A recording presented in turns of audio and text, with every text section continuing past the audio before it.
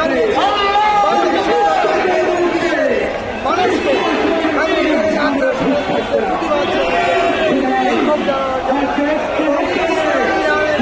মানুষকে সারা বিশ্বের মুসলমান রাষ্ট্রগুলোকে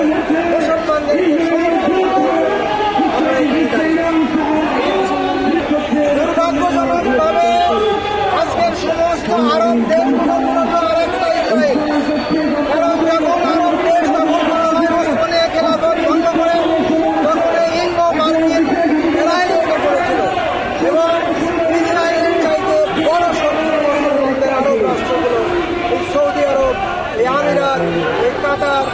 এরাই আজকে আমাদের বড় শত্রু। এরা যদি আজকে আমাদের পক্ষে থাকতো, মুসলমানদের সাথে ঐক্যবদ্ধ থাকতো, তাহলে আমেরিকা কোনো কথাই বলতে পারতো না, আমেরিকার কোনো সাহস হতো না যে আজকে এসে ইরানের উপর মধ্যপ্রাচ্যের আরব দেশগুলোকে আমেরিকার পুতুল হিসেবে ব্যবহারের জন্য আমি নিন্দা জানাই এবং আরব বিশ্বের মুসলমানদেরকে তাদের এই মুআবিয়া স্থাপিত রাজতন্ত্র উৎখাত করে এখানে ইসলামী শাসন ব্যবস্থা প্রতিষ্ঠা করার আহ্বান জানিয়ে শেষ করছি।